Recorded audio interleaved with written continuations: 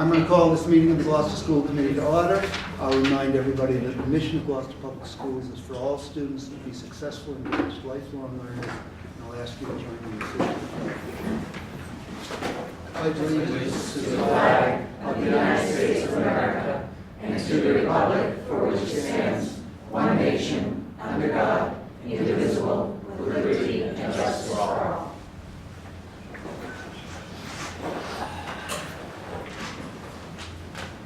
Oral communications. If there's anybody here who would like to address the school committee on any subject not on the agenda, this will be their opportunity. They should identify themselves, and if they bring any written statement, please pass it to our recording secretary. Please.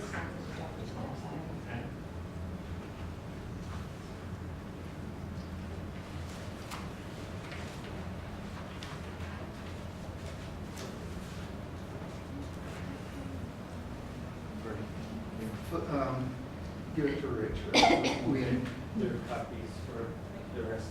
There's the 7th November there. Thank you very much for the opportunity to be here. I come before you asking for a resolution to be passed seeking additional funding through our Fund Our Future initiative. Can you identify Sure. yourself? My name is Eric Lee. I'm a high school biology teacher in Gloucester here, and I'm also a Massachusetts MTA Senate District Coordinator for the 1st Essex Middlesex District. And I'm here tonight out of deep concern about the ability of the Gloucester Public Schools to meet the needs of all students that we educate. And my concerns stem from the fact that Gloucester's public schools, like school districts across the Commonwealth, have been severely underfunded by many years. And a bipartisan commission determined in 2015 that Massachusetts public schools are underfunded by about $1 billion annually because the formula, the foundation budget used to calculate state aid to schools has not been properly revised or updated. And the Massachusetts Budget Policy Center calculated what districts would receive if the formula used to determine Chapter 8 to schools using the recommendations of the Commission that studied school funding were brought up to date. As you can see from some of the material that I brought here, from that bipartisan commission, the estimate was that Gloucester Public Schools would receive an additional $889,323 annually if the foundation budget were fully funded. And we can only imagine what we would be able to do in the public schools here if we had over $750,000 each year added to our budget for the schools. Some of the things that would be possible, but certainly not all inclusive, would be to reduce class sizes. We could bolster social and emotional support for students. We could enhance upon the work that we're doing, including professional development, retain valuable teachers, and we could make sure that every classroom has sufficient supplies. We could do more for our English language learners, our changing populace that we have here. We could find opportunities for our accelerated learners as well. We could provide for a robust library staff and continue our commitment to a well-rounded education that includes the arts and sciences. We could do all these things and more. The legislature, although these bills were before them, failed to act in the last process and to begin the process of updating this foundation budget formula, even though various proposals to do so were under consideration during the last legislative session.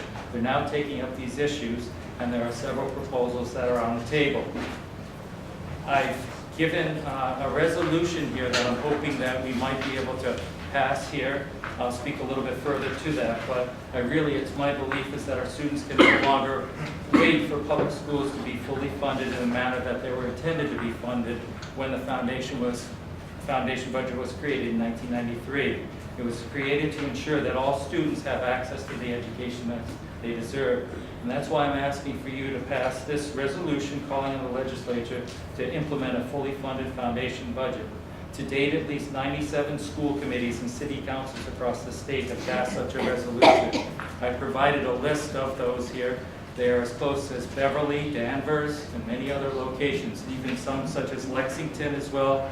Of course, there are other ones like Lawrence and Brockton that you might realize here, but 97 school committees have decided that this is something, since we are in a different age at this point, that they are going to reach out and ask that the legislatures pass these things. There are two bills currently in front of the House here. One is called the Promise Act, and one is called the Tucker Bill here. I provided examples of these two bills here that you can see. And my resolution that I asked for just reads the following here. If you just would mind giving me this moment here. It says resolution, and there is a copy of this for you to take a look at here. It's really just asking you to advocate to the legislature to pass these bills to get more money that you have here available for all of the issues that I mentioned here. It says, whereas free public schools available to all students with exception are foundational to our democracy and required by the state constitution, and whereas all of our students, no matter where they live, deserve high-quality public schools that teach the whole child and provide them with a well-rounded school experience that addresses their academic and social-emotional needs.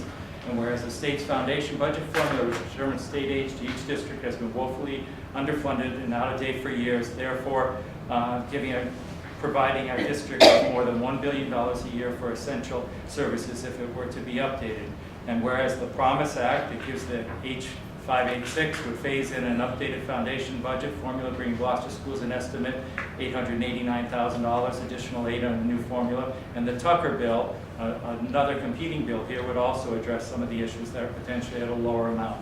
And whereas in the last time that this foundation budget was revised was 1992, and since then the legislature has failed to pass any significant budget revisions, leaving districts, educators, and students without the funds necessary for schools that our students deserve. Therefore, it's resolved that the Gloucester School Committee urges the legislature to approve the above legislation this spring here.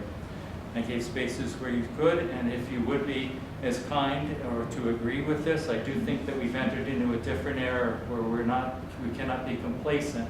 Just like teachers, how we're writing grants all the time here, really advocating to get the funds that will make and keep our Gloucester schools in the condition or better than what they are here.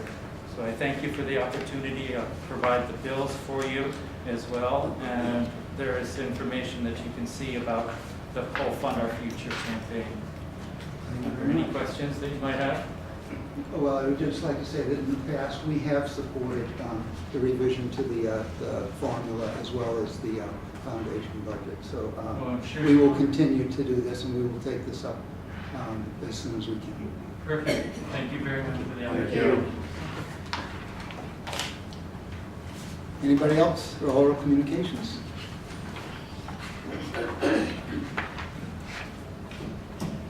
Hello, school committee. Thank you for having us. My name is Caitlin Pizzeni. I live at 30 Dodge Street. I also own 27 Dodge Street. I was here a few weeks ago with a lot of my neighbors who are back again to discuss the potential site of Green Street Park and Playground as a potential location for the consolidated East Gloucester Veterans Elementary School. And again, I'm coming just to voice my opinion that I still strongly oppose that as a location. We have now had our Ward 2 meeting with Councillor Hecht, and as well as a meeting that the administration had with a lot of the neighbors, which was thank you for doing. But after hearing those things from the architects and from Councillor Hecht, we still strongly oppose our park being taken to be used as a site for the field, for the consolidated school rather. Again, I will state it's our only open space in our neighborhood. If you look at our aerial view, it is very, very densely populated and developed, overdeveloped at this point. And now we have had Cape Ann vernal ponds investigate our vernal pools. We have 2 obligate species in our vernal pools in that wooded area. So it has been submitted to the state as a certified vernal pool protected area. So I just wanted to update you on that. That process could take anywhere from a week to a few months. But we strongly feel that there can be a better location for the school so we can keep our park, keep our open space, keep our trees, and protect our neighborhood from additional overdevelopment and still provide an excellent school for our students here in Gloucester. So we please, again, I will be at the school building committee meetings. I will be attending every meeting. Our neighbors are here to voice their opinions too. This is not something that we're going to sit down about. So thank you for listening to us, and hopefully we can find a better option.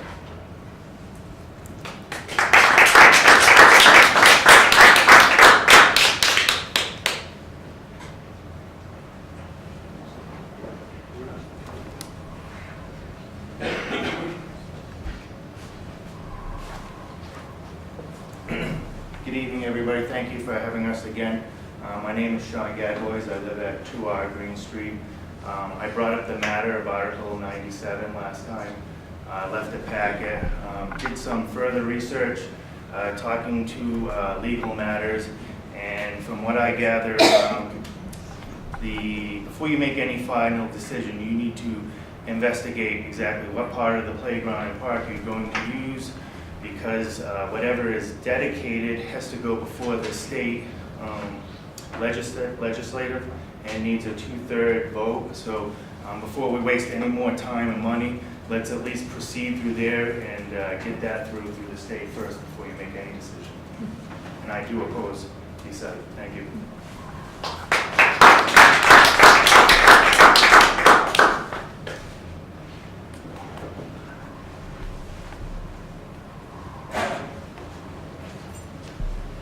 Thank you very much. My name is Elmer Magana. I live in 19th Dutch Street. And just like our dear neighbors have said, I also oppose the building of the school on top of our park. Just like 20 minutes ago, my wife just came back with my son Mateo. We were playing at the playground, and there were multiple kids, even adults, shooting hoops. The sun is out. Now everybody wants to enjoy the green spaces. And just like Kevin said, we keep on overdeveloping the same area, to the point that like even yesterday morning when I was putting the recycling outside, like there was like a giant coyote just passed by and said, "What up to me?" It means like, I just gave it a stare at it. I did a little sounding, a little noise, and the coyote just ran away. But unfortunately, it went to my neighbor's backyard. So I was like, so that coyote has been like moving around for the past week. I know animal control is trying to find it, but it's elusive. So which means, like you take the last green spaces or the trees, keep on chopping trees like a monster, and the coyotes won't have more spaces. And they're just gonna keep on coming back to our backyards. Because that's the second time I've seen the coyote in our neighborhood. And we do have a lot of kids, a lot of munchkins. And it is a concern for us. I know I tried to make a joke out of it by saying what up to it, but like when he stared at me, I was like, for a second, I was like, hopefully he doesn't charge. But my point is, we do love our park. When I speak to people about it, whether in town or out of town, sometimes they give me advice like, don't get personal, don't get sentimental. But you know what? Sometimes passion kicks in, because we bought our house because it was next to a park, and we knew that we have no backyard. I mean, my backyard is pretty much half of the space. There's no space for my son and my wife and I to play. So that's why we also bought the house, because it's right in front of this beautiful park. And a lot of our neighbors did the same thing. And I just cannot help it to make it personal for us, because we truly care about the park, and we truly use it. It's not like, we're gonna put up this fight and then we're gonna forget about our park. No, we actually care about it and use it. So and just like Kaylin said, we're not opposing the new school. We know our community needs a new school. We know that, but we just don't want to build on top of one of the last green spaces that we have. Thank you.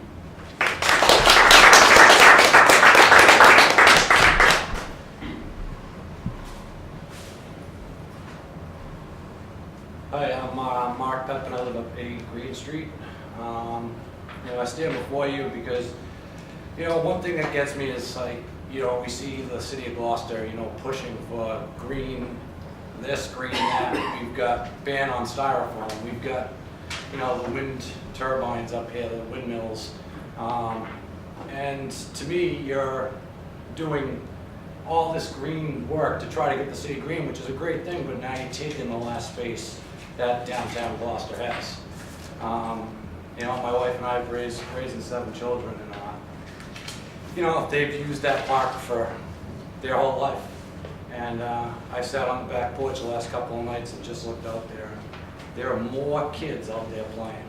And for you to take that park away from them, and like the gentleman just said, like the wildlife, when it's not chaotic up there with kids playing softball, football, cheerleading, that's what you hear. and you guys want to chop down every tree we have and the vernal pools that have been investigated, you know, why take that away from the area? Why not look into other locations? I know you said you're going backwards, but why can't we go backwards in order to look for a new location? I know that gentleman here had said the last time that, you know, it's taken 5 years as of right now to get to this point. But the schools, amongst all of them, are in horrific condition. All the elementary schools are. There's not one that you can say is in the greatest condition of all. Why can't we look at a bigger location like Beaman has 22 acres on it? That property is enormous. Why couldn't we consolidate 4 schools in one potentially? You know, there are the potentials of doing other things other than developing Green Street and taking away all that. I was looking into some of the statistics about East Gloucester and veterans, and the attendance has been down, gradually going down over the course since 2015. I think it was East Gloucester was like 43 students difference, which I know can fluctuate, but it's gradually going down. It's not like it went down, up. It's gone down 43 students, as well as veterans is 41 students.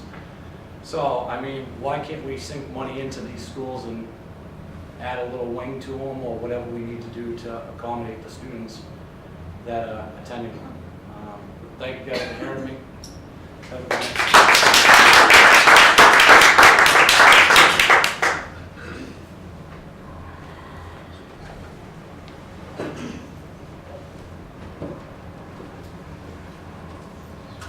Hi, school committee, thank you for having me.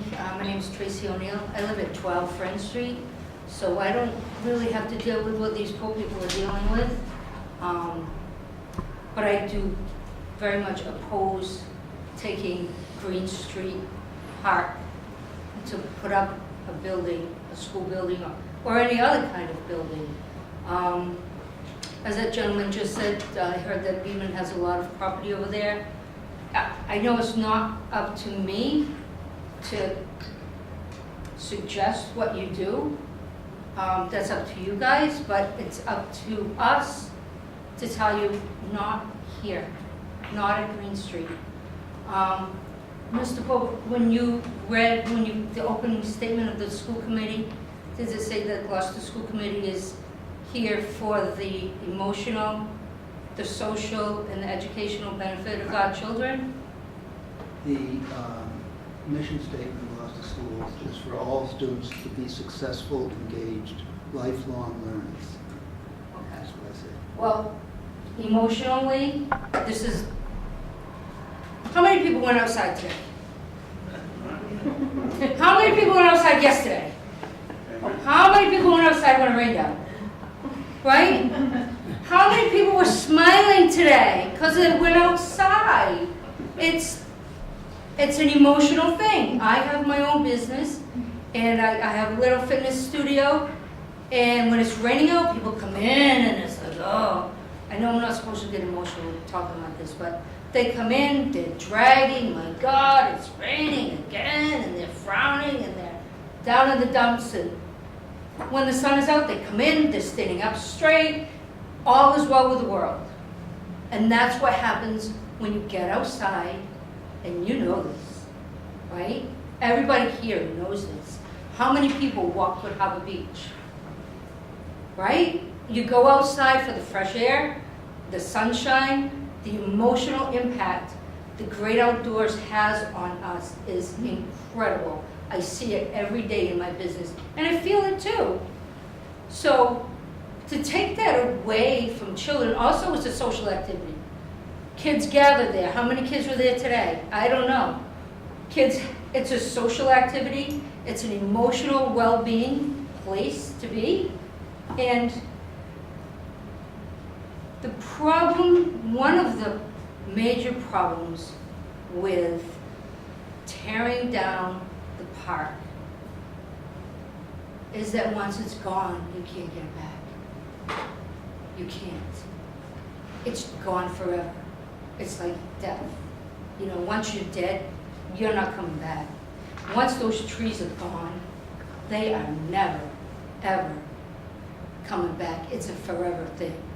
And we're already overdeveloped in our neighborhood anyway. So I implore you to please go back to the drawing board. There's another way, there's another place, there's another way. Please don't take our part. Thank you.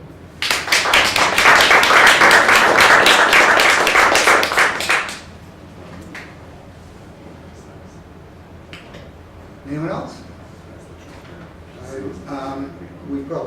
Everybody probably got this, but I have a letter that will enter into the record from Amanda Chicola, who lives at 27 Dodge Street, and we'll voice in her opposition to the Main Street site. Good. We'll move on. I would just like to remind people, it's not this committee that will make that decision. It's the building committee that will go through the options. It's not the school committee. The only thing the school committee basically did was picked out East Gloucester as being the site that we felt was in most need of renovation. And then we put forth the MSBA or to the building committee our desire to try to consolidate schools as we go down the road. Other than that, the building committee will be the committee that is going to evaluate the sites. So, thank you for all of your input. We hear you. You're doing exactly what you should be doing in this country. That's the great privilege that we all have, is to come and be able to be heard. But I would just suggest you make your voices heard to the people that are going to make the decision. Thank you. We'll move on to recognitions. Mr. Pope, can I ask you one quick question, please? No, we're not going to start that again.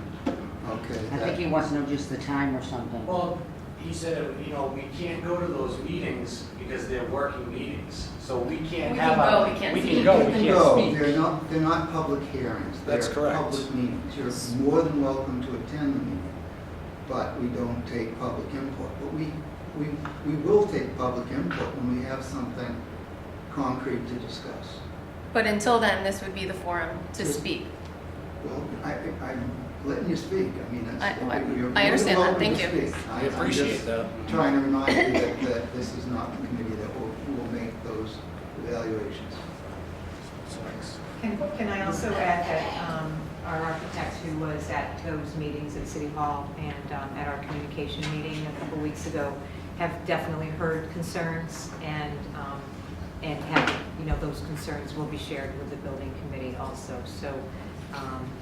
So we understand there are concerns that you have and they have been noticed and acknowledged. So don't feel that what you have done so far has not reached the people that are trying to figure out what sites have advantages and disadvantages. Some of you are on the building committee, is that correct? That's correct. So who is on the building committee this year?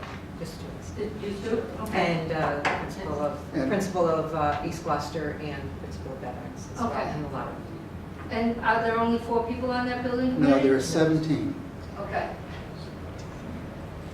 All right. Recognitions.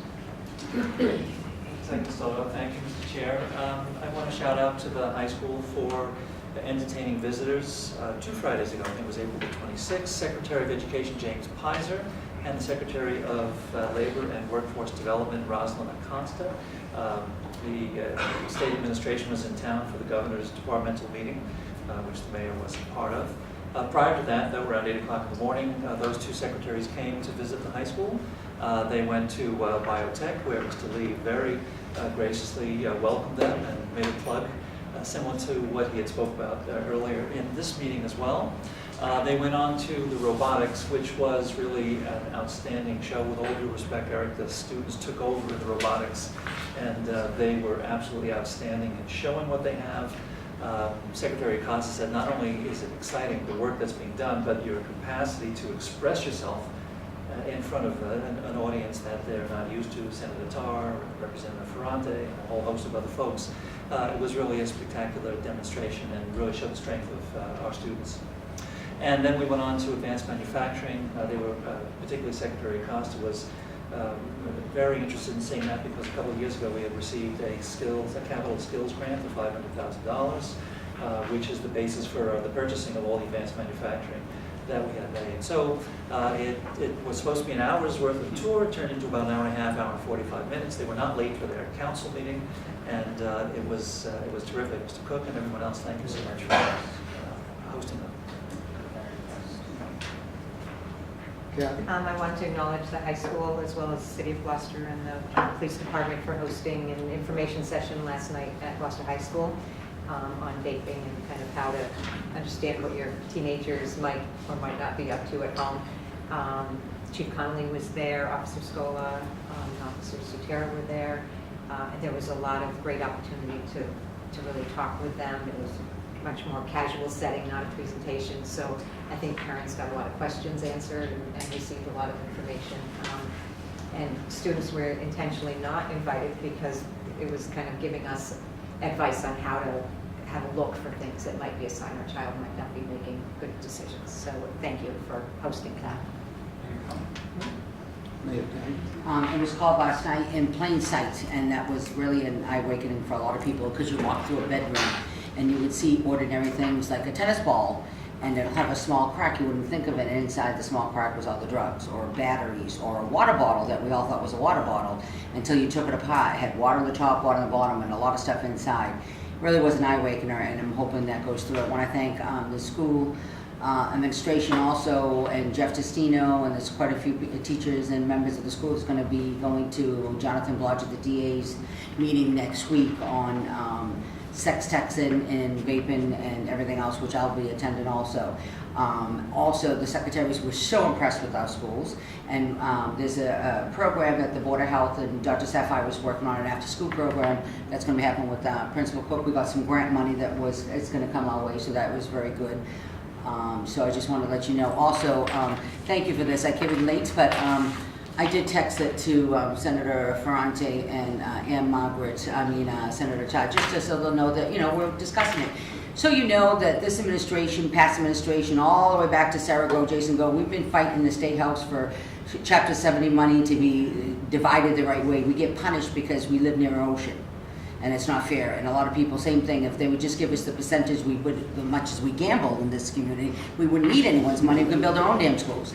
But the fact they don't, and they never did anything fairly, and because they don't realize that these houses may be $1 million houses, but were also handed down. It's not like they should go by actually what the work income limit is, but they don't. So we keep fighting all the time. We've taken buses up to the State House. It's not the first time that we all together have championed and we want what's right for everyone. Also, it's Appreciation Week for teachers. Thank you very much. I appreciate you. So I hope you get your cup of coffee soon. While we have one of our outstanding teachers here, Mr. Lee, I was at that presentation for the Secretary of Education, and that was quite outstanding in the forensics lab that you were running. The genetic forensics, their eyes were really open, and the fact that you did an awful lot of that through grants is really an outstanding thing, and I just want to recognize you while you were here to let you know how much that means to this district.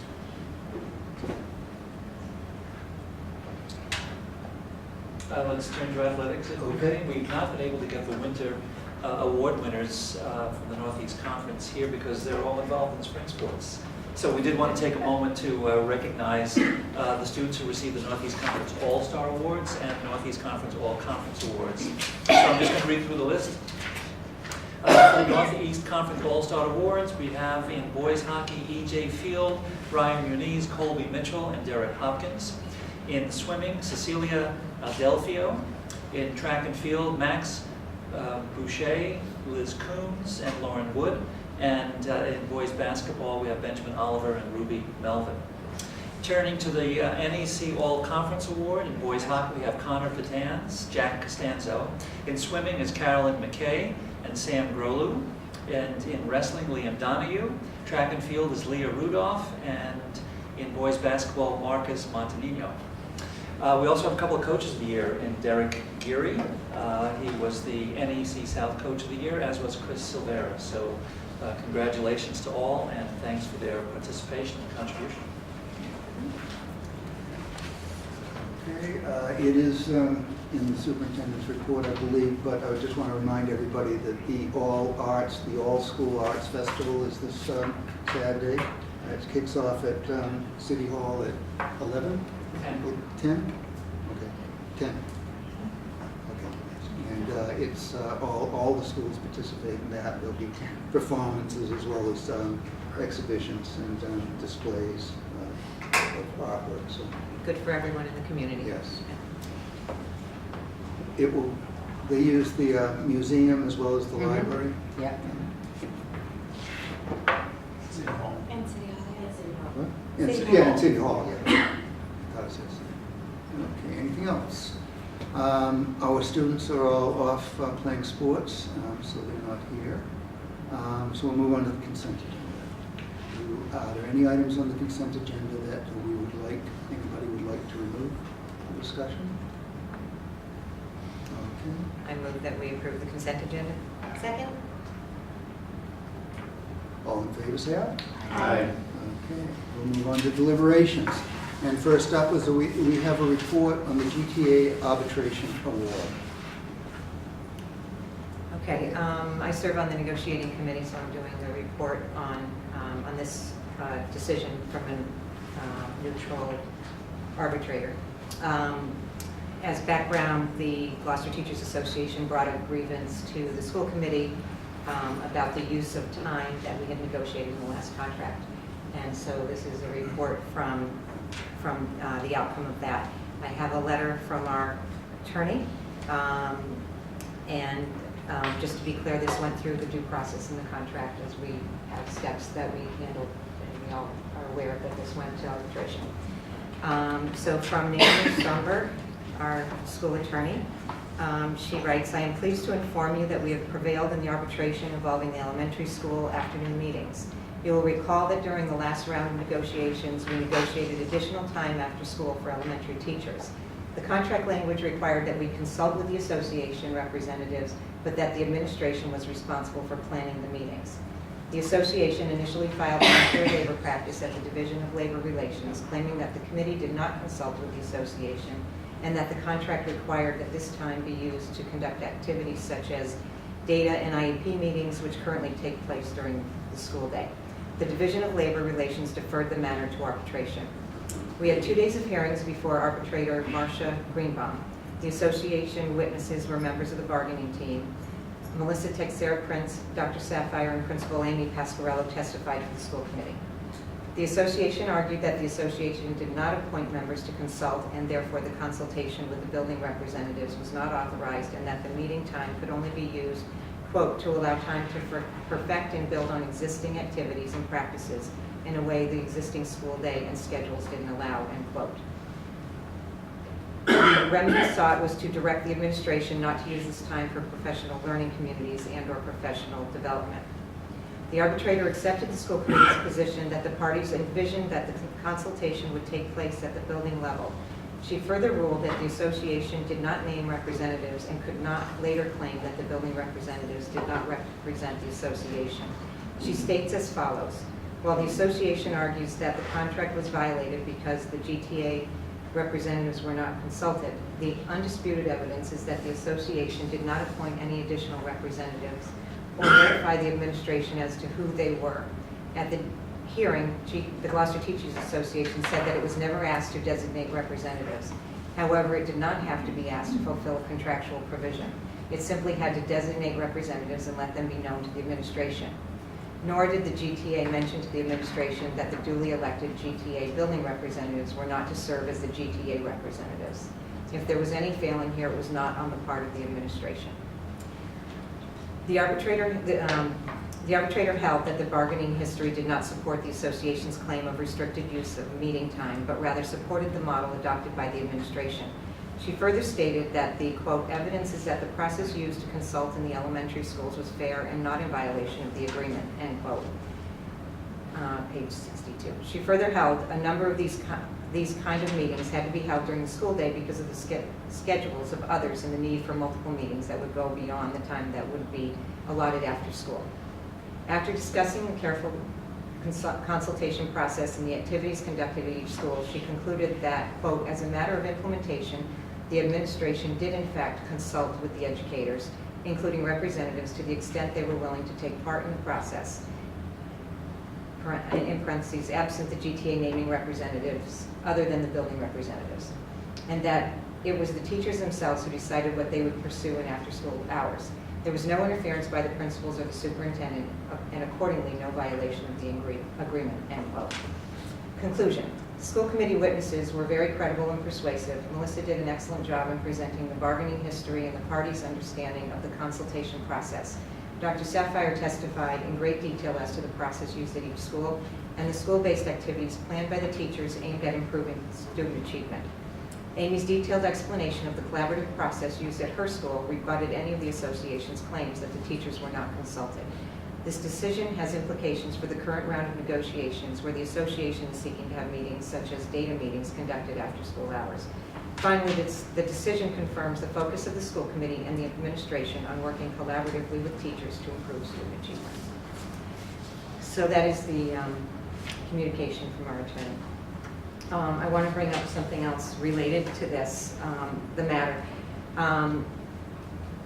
There is misinformation in the form of a letter circulating about the arbitration decision involving the contracted afternoon meetings at the elementary level. There have been allegations of, quote, bait and switch tactics by the superintendent upon implementing the elementary PLC hours, as well as an unfair and unethical implementation of this time, also in quotes. The arbitrator held that the use of this time was appropriate based upon the bargaining history. The arbitrator went into great detail about the thoughtful process used by the administration in consulting with the association and the teachers about the use of this time. The arbitrator noted that the activities which were planned by the teachers at the building level demonstrated that the talents and dedication of the staff, demonstrated the talents and dedication of the staff to improving student performance. The judgment of the arbitrator based upon the evidence presented in the arbitration clearly and unequivocally demonstrates such statements to be baseless and false. In her decision, the arbitrator states the following. So I just want to read some of the passages from the opinion. On page 58, which is where the opinion begins, and this document in its entirety, which is a 65-page document, is in our packet for tonight. And the opinion's page 58 through 65, I believe. So the first thing is, at the outset, it should be noted that during their last negotiations, both parties had the interests of the elementary pupils at heart and sought to find ways to improve their learning and performance. The Gloucester School Committee proposed additional after-school hours to help teachers be better able to teach their classes and improve the learning and achievement of students. The Gloucester Teachers Association sought to use the after-school time to engage in activities that often took them out of the classroom in the hopes that they could spend more time reaching their students during the day. Both are laudable goals. However, the parties each have a different takeaway concerning what happened during their negotiations and what constituted their final agreement with respect to these after-school hours at the elementary level. Other things written by the arbitrator. A close reading of this provision makes several things clear. First, there was no specific inclusion or listing of what subjects or topics were to be dealt with in the after-school hours. Second, the plain meaning of the language incorporated in the newly negotiated agreement at the last minute is that the planning for how those hours are to be used is to be done by the administration, which must consult with educators, including GTA representatives, before deciding how those extra hours for elementary teachers shall be used. Another part that's relative to this communication. While the parties spent considerable time in negotiations talking about the kinds of things that might be done by elementary school teachers during these after-school hours, they did not agree on what those might be and did not list any in this contractual clause. While the GTA had proposed a number of activities that were being done during the school day, which required that teachers leave their classroom, be done instead after school. The Gloucester School Committee did not agree to these. Additionally, it says, thus the evidence is that while there was discussion of the various activities sought by the GTA, the committee did not agree to those. Instead, at the last minute, the parties agreed to the added hours and that they would be, quote, planned by administration in consultation with educators, which will include GTA representatives, end quote. Also, while the GTA sought to have the added time used to keep teachers from being removed from the classroom during the school day to meet with so-called interventionists, etc., the Gloucester School Committee did not agree to that. Finally, I'll read. Thus, the bargaining history does not prove that there was agreement that the added time would be used as the GTA proposed. If there was such agreement, the parties could have spelled it out and listed those kinds of things that could be accomplished during the extra hours. They did not. Instead, they agreed there would be consultation.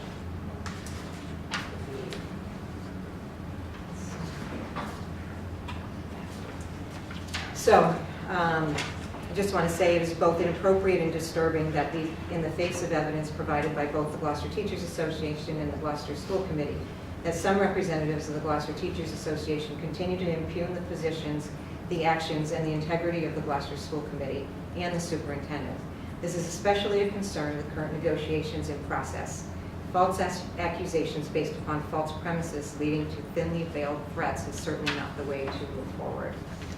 Arbitration proceedings are legal hearings, which is why we are reporting this in a public meeting. And they're designed to determine a dispute or the settling of differences between parties by a person chosen and agreed to by both of those parties. To continue with such rhetoric is to challenge a lawful ruling. So we just want to report. Thank you.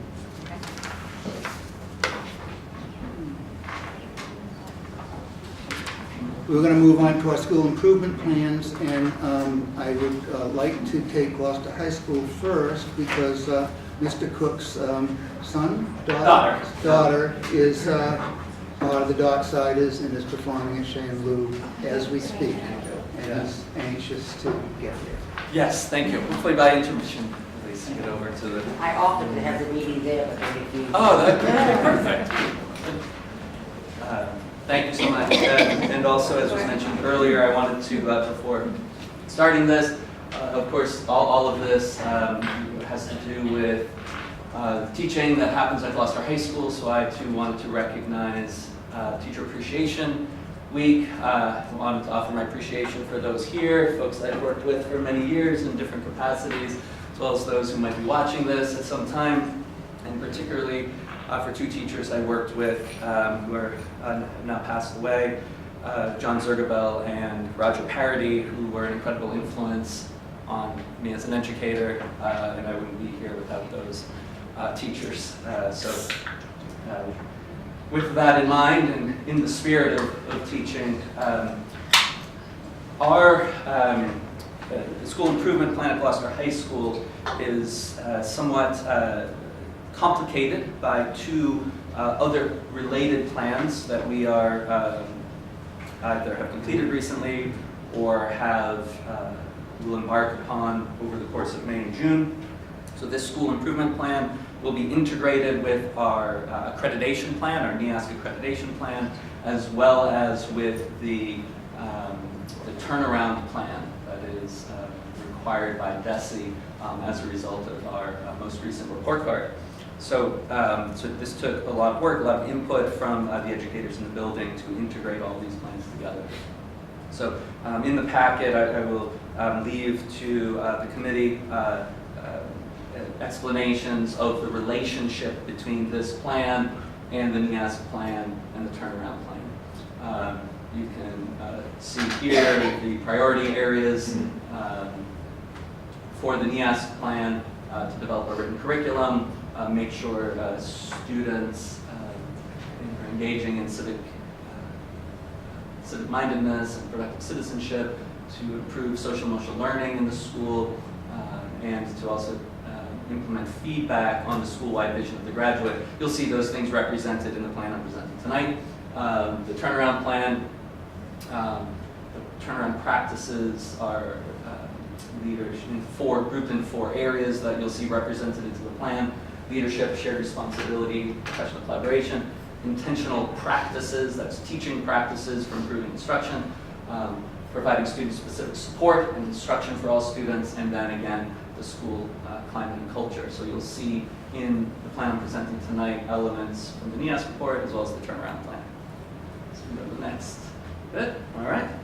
So the plan itself. So as has been the case since I became principal at Gloucester High School, there are 3 principles around which our plan is organized again this year. The first principle is to promote student learning and growth toward the GHS vision of the graduate through purposeful, engaging, and inquiry-rich curriculum, instruction, and assessment in every classroom every day.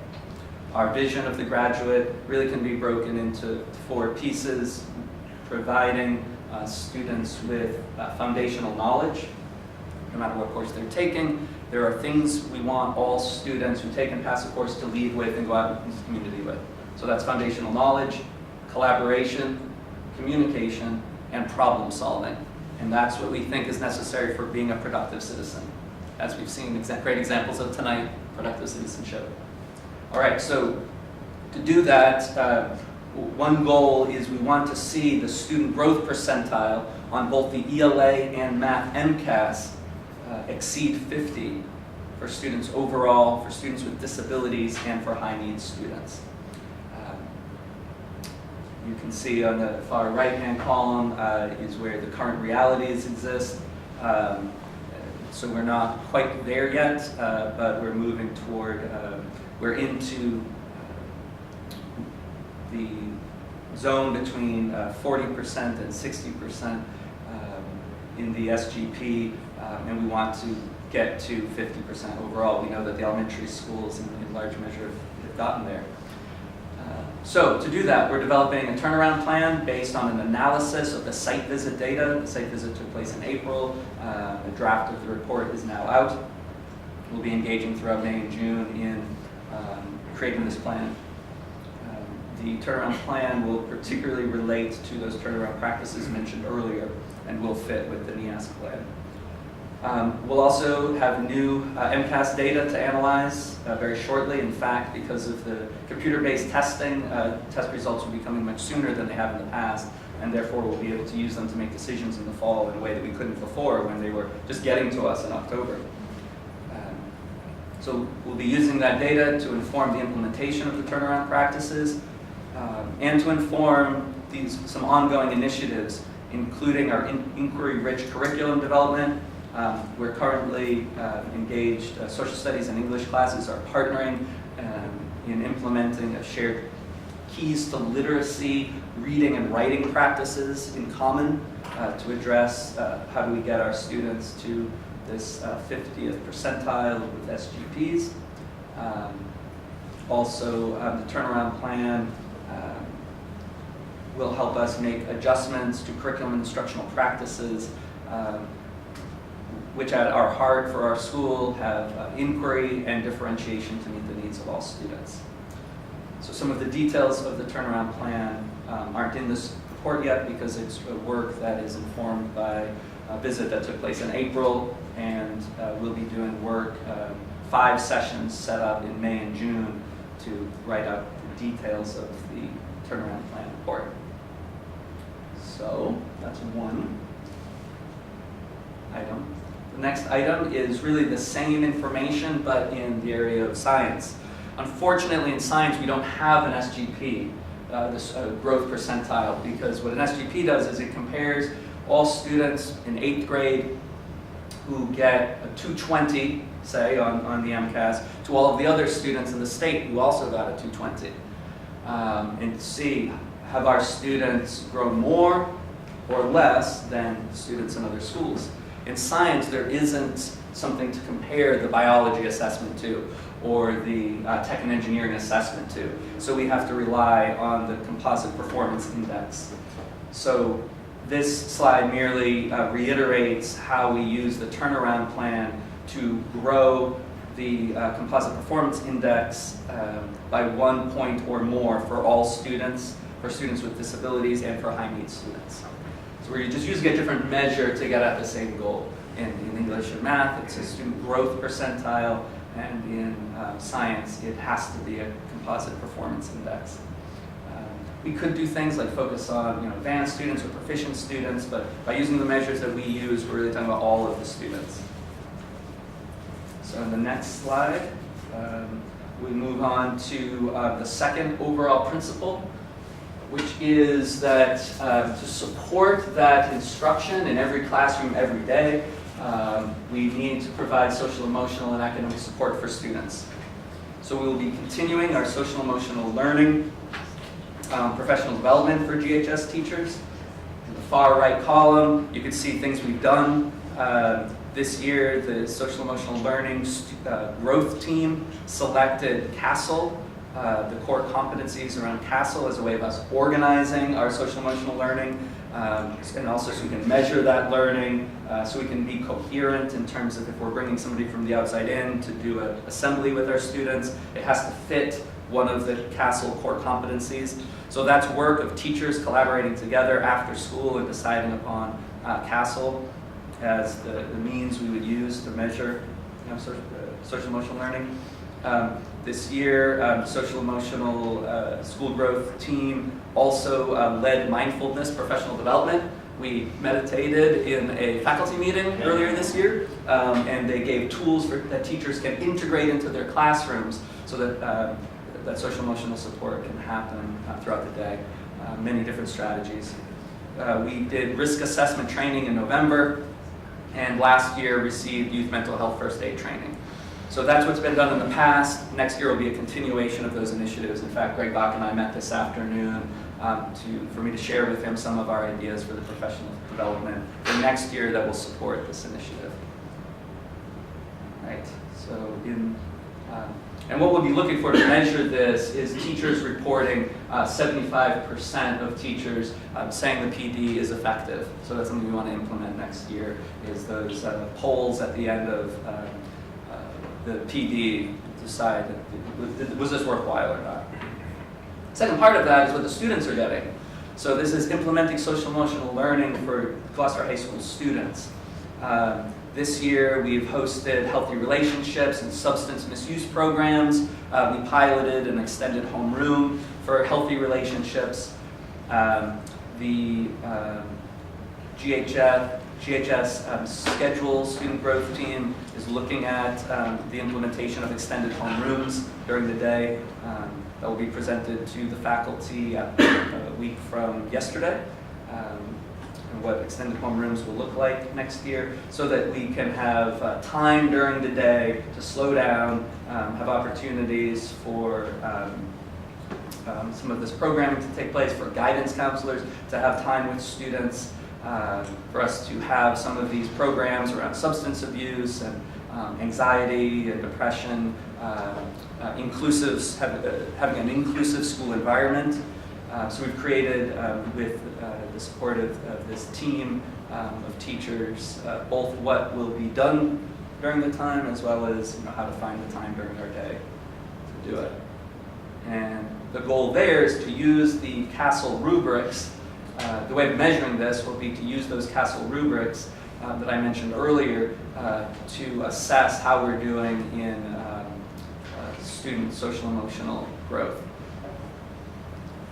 So that's that one. The third and final organizing principle that has been the case for the last 3 years at Gloucester High School has been promoting inquiry-rich learning and higher-order thinking through the use of technological tools. So as you know, we've now completed the one-to-one Chromebook initiative, so all of our students have been issued a Chromebook. But what do they do with them? Right? A friend at another school said that the teachers at another school were simply answering more multiple choice questions with the Chromebooks. It was just easier to grade them, right? You can get more. That's not what we're doing. We want to promote technology as a tool for inquiry and for facilitating higher order thinking for students. So as part of the NEASC initiative that I mentioned earlier, where we need to have a written curriculum for all classes taught in the school using an understanding by design format, the special Gloucester High School version of the UBD format includes inquiry. So students make connections, ask questions, do investigations, construct understandings, express the understandings, and then reflect on the whole process. So that's embedded in the Gloucester High School version of the Understanding by Design format. So as we finish the NEASC work, we'll also be strengthening inquiry throughout the school. The final part of this initiative really focuses on our vocational classes. So scroll to the last goal.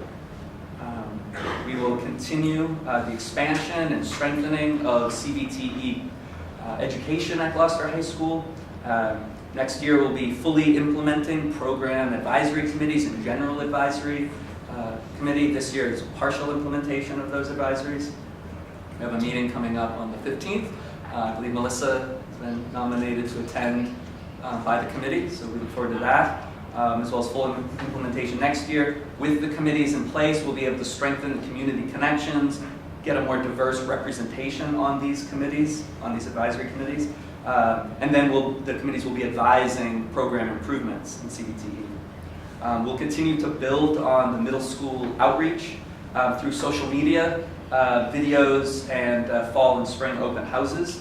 Just met with Corey Kukuru today and Jack Porter in the auto shop, and we have plans for 5 videos to launch, to create and launch over the course of the spring into the fall.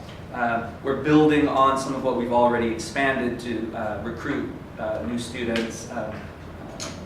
Lynn has welcomed us into O'Malley to meet with students there, an added part of the process. We hosted an open house on the same night as the college and career fair we had at Gloucester High School.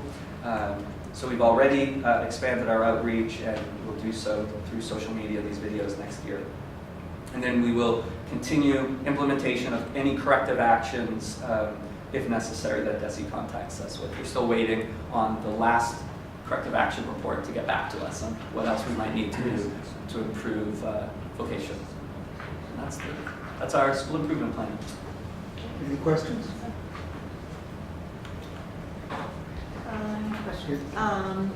So I know when you work on your school improvement plans, it involves a lot of staff. What percent of teachers do participate in one form or another helping put this together? Piece of it, everybody has some piece of it. I presented a version of this at the last faculty meeting. In that presentation, it emphasized the 3 different parts. They saw more of the NEASC part of it and what was coming with the turnaround plan too, so it's more comprehensive. But on some level, all teachers are. I think I was in the data meeting this year with biology, looking at MCAS data, and so they're involved in analyzing that. So it reaches everybody, every corner of all the different kinds of things, from biotech to journalism to advanced manufacturing and everything in between.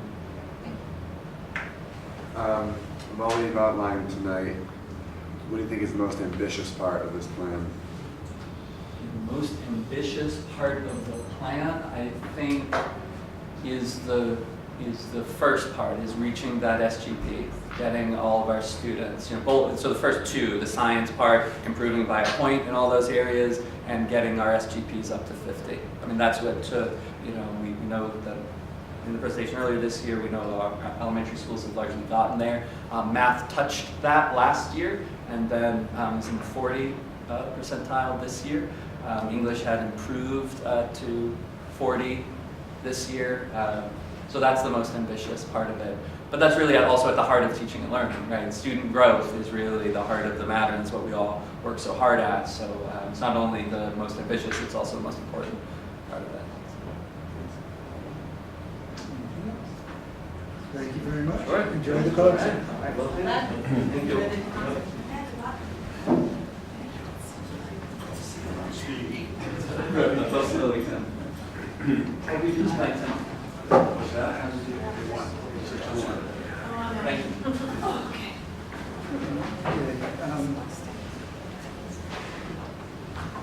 Amy, welcome.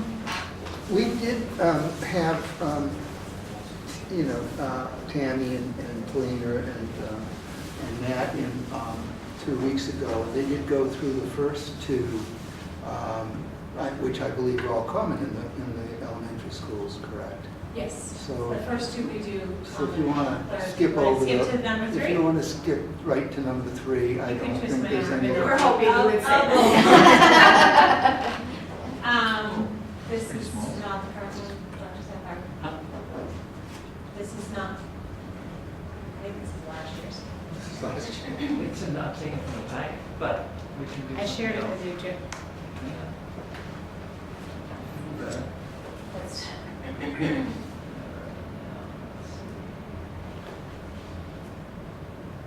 Sorry. Yes, that's right.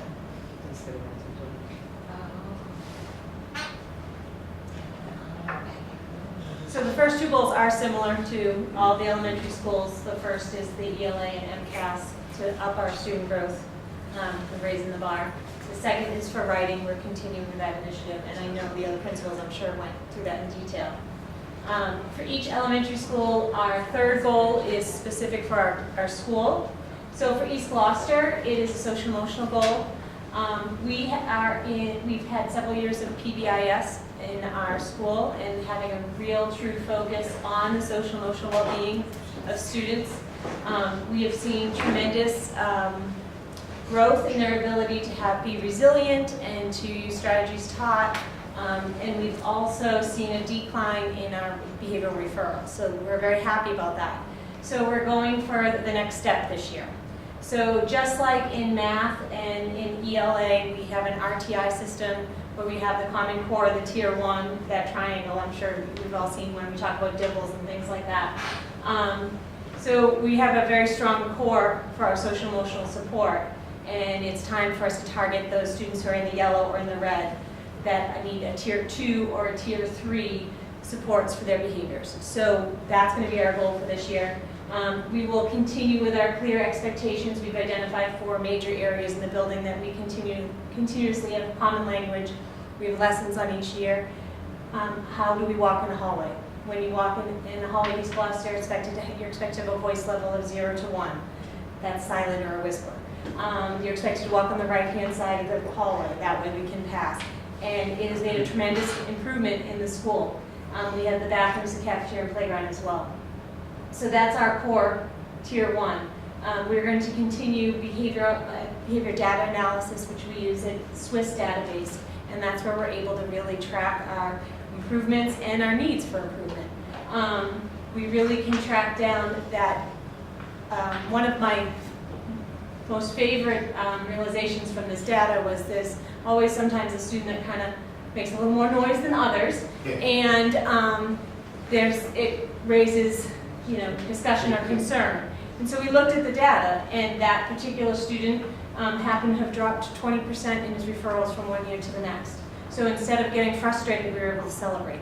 So it was really nice to have this data to find out that we are making improvements. We're not perfect yet. I don't know if we'll ever make perfect, but we're improving. So the Swiss data is tremendous in helping us get really narrowed down and see where we need to focus.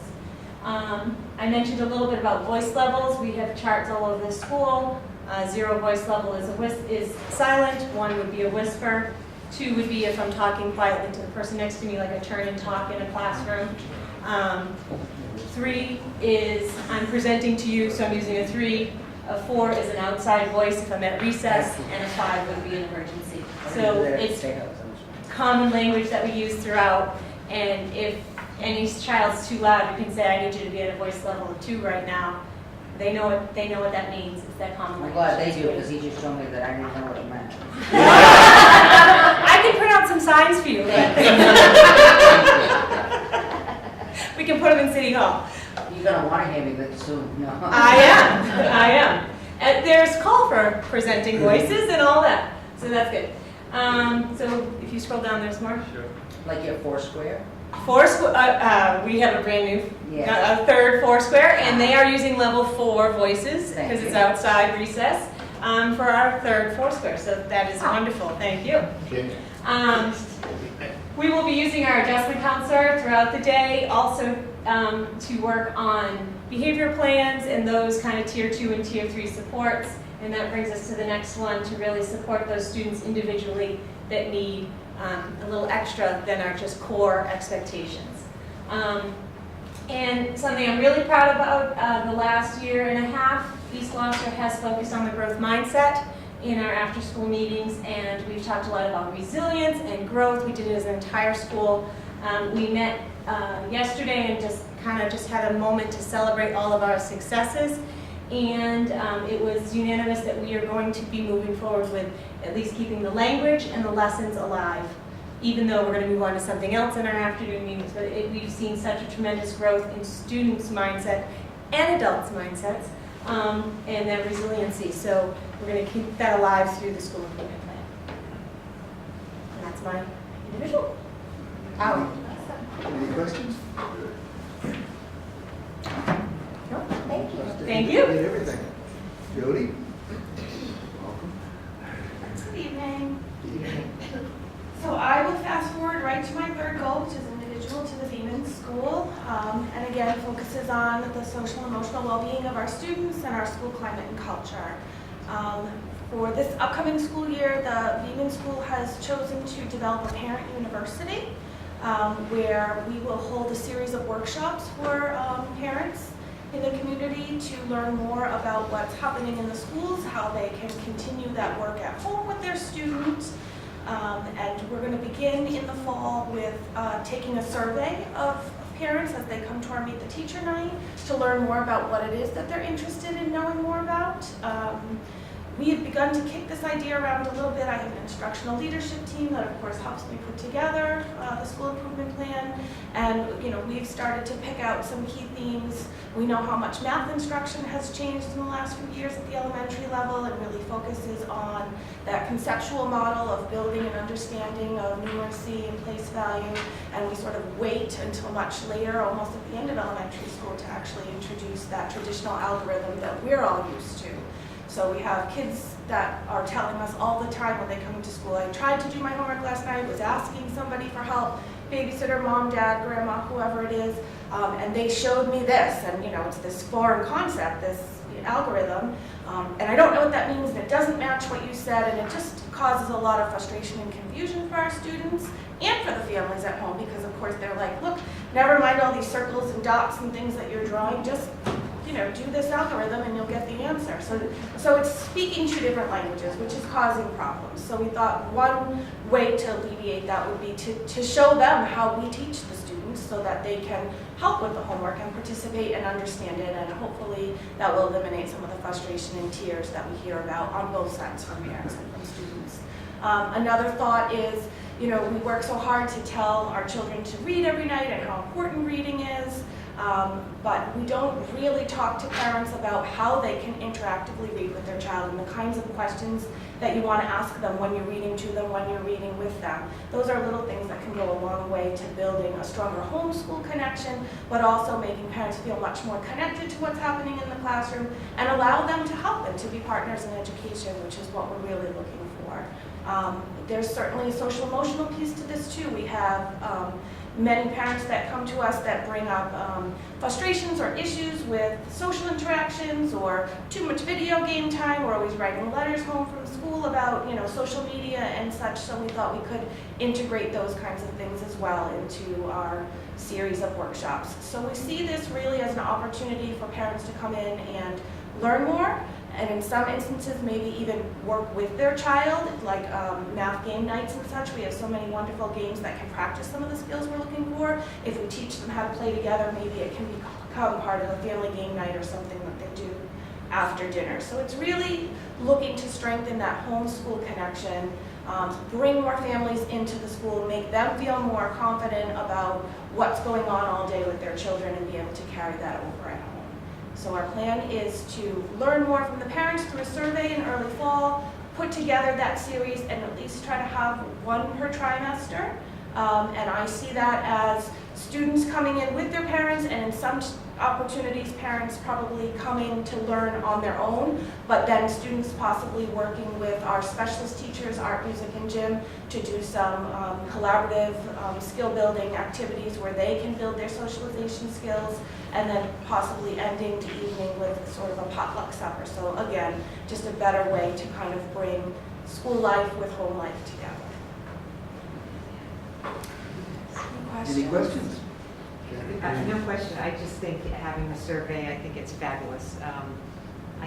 Parents want to know how they can help, and I think getting a pulse of what they're interested in will be very interesting to hear about, because I do think things like math, there was a math curriculum night a few years ago, and just knowing, I think the approach that teachers are taking and different strategies parents can help, or at least not interfere with the way you're trying to teach them, you know, it will make life much less stressful when parents are trying to help. They can feel more empowered to do so.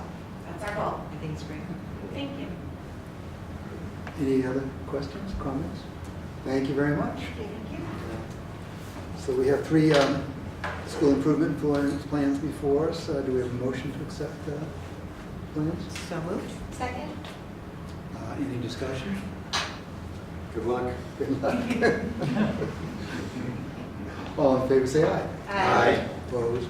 It's unanimous. Thank you very much. And we will move on. We have our Director of Special Education here to give us an update on her favorite subject, special education. Okay. So good evening. Thank you, Chairman Pope and members of the school committee. I'll start first with sort of a follow-up from my fall report as to sort of the status of where we are. As you recall, in the fall, I talked about how Governor Baker had passed new legislation regarding broadening districts' requirements for identifying or screening students earlier on for dyslexia. So our district reading specialists have actually been working with a consultant by the name of Melissa Orkin. She's a reading specialist in Arlington Public Schools, but she's also a co-developer of a reading program called RAVO. So just by luck, she was actually hired by the Department of Education to develop a training for districts. And we have the benefit of our own reading specialists currently working with her, so they shared with her our current screening, and which I'll tell you a little bit about what our current screening looks like, but she asked us to add what we call some rapid naming types of activities, which I'll describe to you, to help assess students' ability to recall quickly sounds and letters. So our current screening has students recognizing letters, giving sounds. They ask their personal identification, and again, this takes place in kindergarten. They might ask them their name. They'll show them pictures and ask the students if they could name the picture, what the function of that object is. They also, you know, for students that are performing well, they might give them a very short one-syllable word, like the word mat, and ask them to break it up into 3 sounds.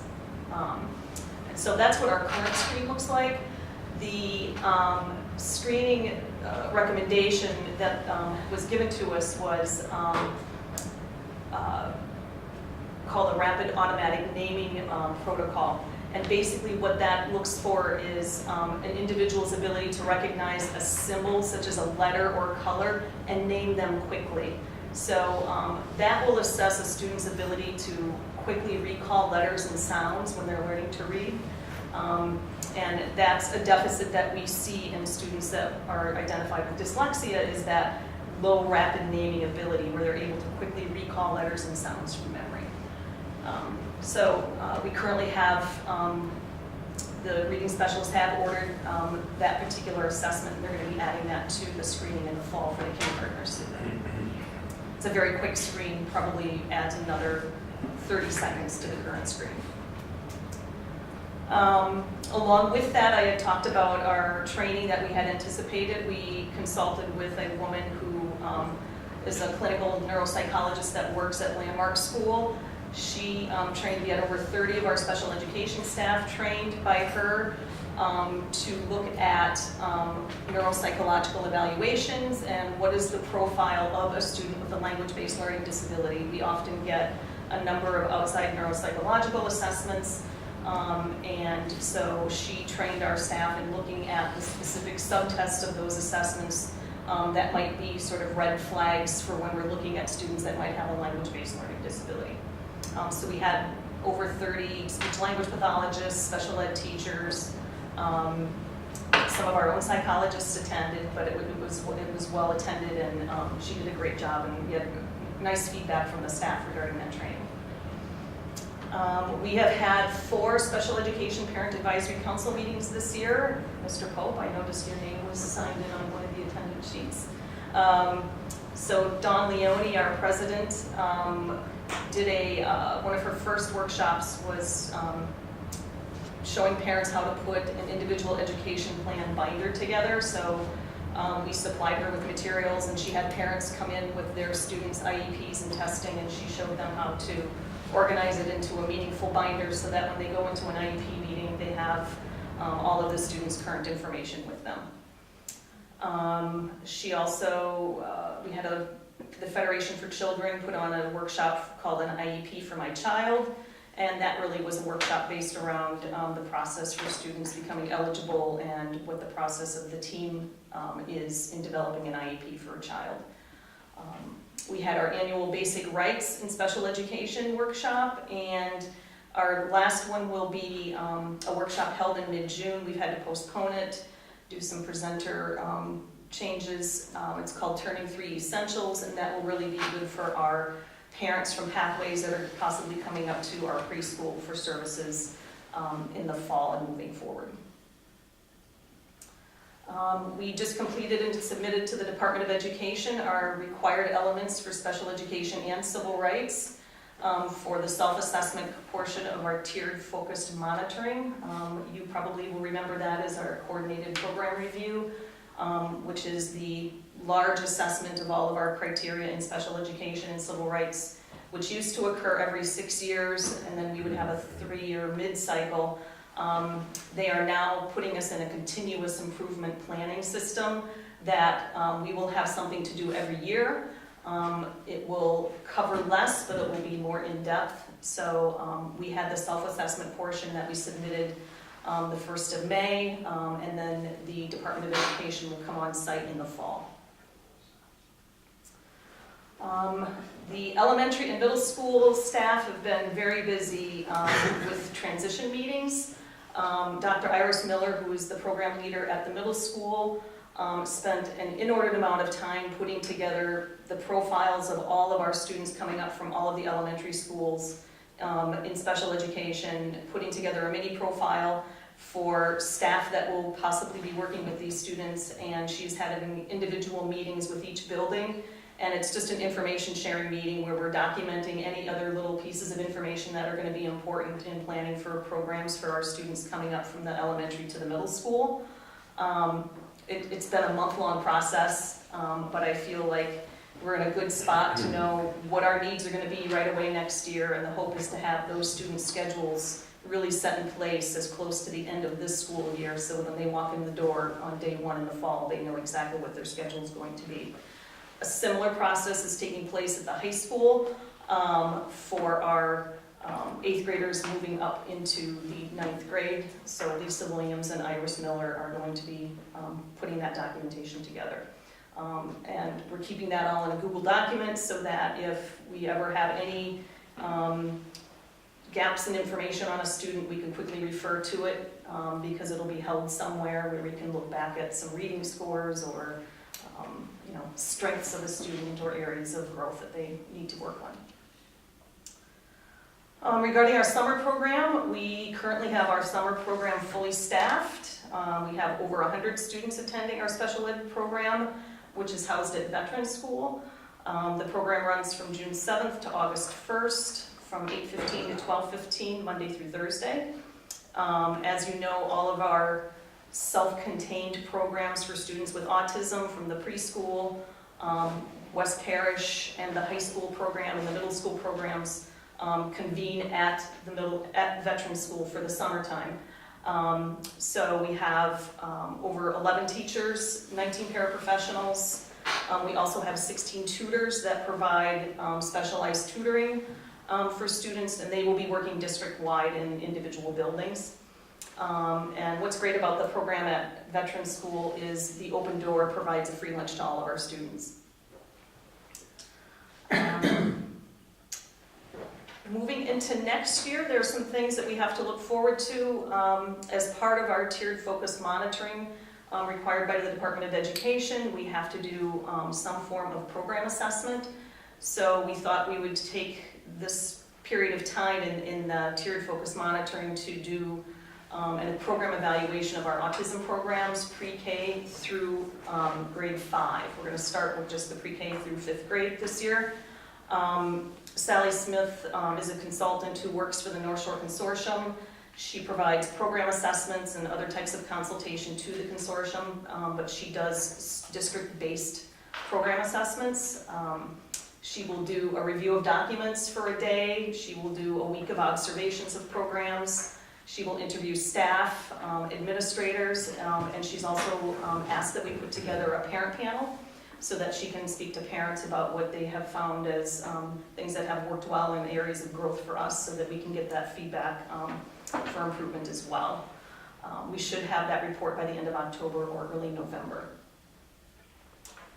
And again, just looking forward to next year, we do have some new staff coming into the special education department. We hired a new teacher for our life skills program at the high school. We have Chris Stellato is retiring. And at Beeman, we will be hiring a new school psychologist to take the place of Anne Marchant, who recently retired. And I know that Mr. Fusco is in his final stages of hiring a special education teacher. He has his final interviews next week. Thank you. Any questions?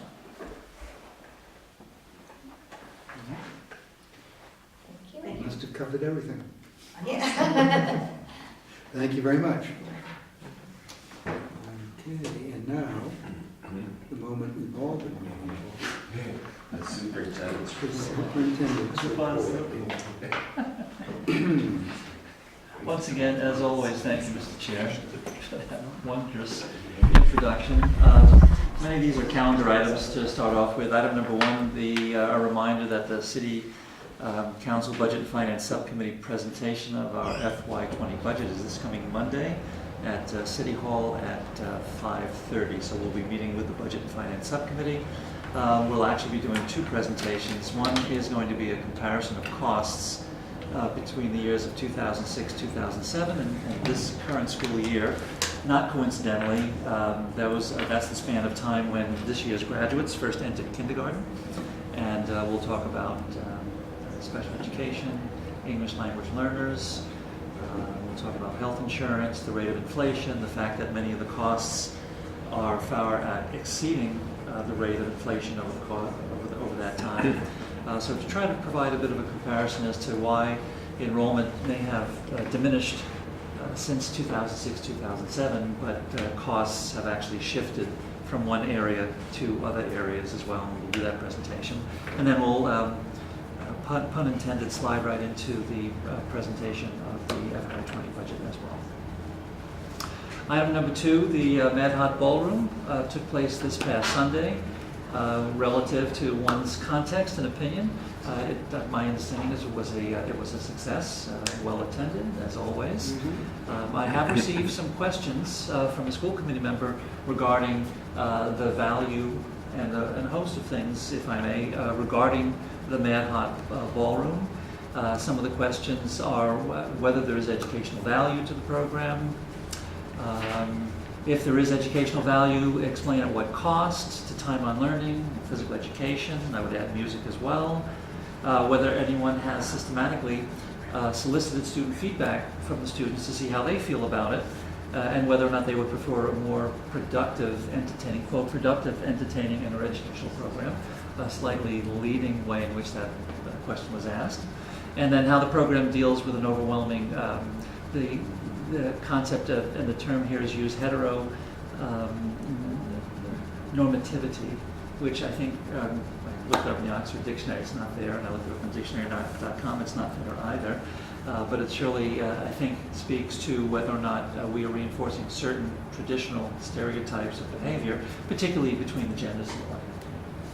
So, in providing a preliminary response, I would ask that the program subcommittee consider a referral and that we have the music teachers come in so that we can address some of those issues. Can I answer a couple, since I've gone to every single one and my grandchild was there and I saw, no one was forcing no one to dance, and there was a person there who was, she was a female who was dressed in a suit. you like to speak? Yeah, absolutely. I mean, really, I can answer all that. I've gone every year. I've got videos if you'd like to see it. The kids not only learn exercise, they learn to integrate with one another. Children who had no confidence, including my granddaughter who said, I don't want to do it, I don't want to do it, I don't want to do it, was doing it. Actually, they did competition and everyone got an award, so it wasn't like you're better than anyone else. So the exercises were there, the interaction with each other were there, the confidence in the children that always do that. Even children who, someone said to me, you know what, you're supposed to bring your parent, and I don't have a father, but it doesn't matter because I have two mothers and she's going to dance with me. So let me tell you something, these kids are smarter than we think, and they do cross and they do a lot of interacting. But I think this program was the best program, and thank you Gloucester Education Foundation for sponsoring that. Because the fact is, of all the children that were there, you've had people with disabilities, you've had people who were autism, and when they say switch partners, and there was a student who didn't want to be touched, everyone knew, and she was dancing with herself with him. So you know what? I think it shows responsibility for the 5th grade. I think it shows the interaction, and also it shows compassion and patience when you dance with someone who cannot be touched, or who doesn't want to do it but wants to participate and is afraid to. There was a lot of interaction. And I think it's a great program. Like I said, every single one I've watched as a city councilor, as a grandparent, parent, whatever you want to say, but I think that program actually makes you want to dance. So I like that. It makes you want to dance. So I think it's a very educational, and what it cost us, the Gloucester Education Foundation takes. You sponsor the gym, we sponsor the janitors, and it's a very good, well-attended program. The children are not forced, and they're not the ones who choose not to, are not saying, well, you're not doing it. They may, just like when people go to your nature's classroom, how many kids don't go? But they don't get interacted, they don't get punished for not going, and the same thing for this program. If you don't want to participate, you don't want to participate. There, I said it. And I told you I don't do said that session number 2, whatever, keep quiet. The volume, that's no problem. And the mayor has said a lot of things that I think the music teachers will say, but again, we may want, there are certain areas and certain issues that certainly need to be addressed. But the whole socialization piece, as the mayor says, is very important, that the partnership affects the way students treat each other, and that it even extends into all their interactions throughout the course of the school day. Children can be found to be complimentary towards other students, even those that they, quote, don't necessarily like. They're learning new skills, both social and music-related. There's rhythm, tempo, pace, along with the physical coordination, the knowledge of dancing, and this kind of dancing is alien to these kids. So, good, I have bad, a or student different. who was doing the cha-cha, and he moved like no one ever moved. I got it on video if anyone wants to see it. Jill Cody's son. It was the most cutest thing. The teachers told him, you need to shake your waist. Well, this kid shook his waist. And he was proud he was shaking it. So, you know what? Thank you. And I did see you there, and I saw some of the other people there. I love the program. Chairman, as a fifth grade teacher, I can answer an additional question that was asked. We're going to refer this to the program. It has to do with the loss of time on learning. There was a question asked about that. We'll take it up in a subcommittee. I think that the music teachers would also mention that the whole kinesthetic component, if we talk about multiple intelligences, the spatio-temporal and mathematical, logistical, and literary, and all the rest, that the physical movement in relation to themselves, in relation to others, plus the activity is organized, it's structured, it's orchestrated, so it's and I don't mean to be pejorative, but it's not necessarily just chasing a ball, but rather preparing for the ball, if you will. There's also the issue of perseverance, accomplishing something which is challenging and fairly new, trying things they don't really know, and maybe even something possibly don't like.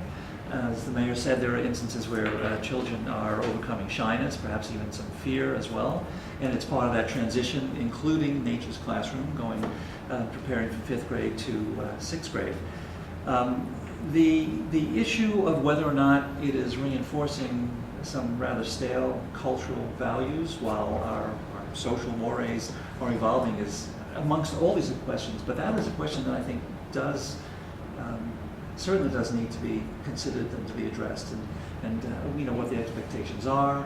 Are we always asking the male students to lead and not the females in today's day and age, that we establish some examination of what the expectations are, and create something which is culturally sensitive and culturally appropriate to the moment, I think those questions are very important.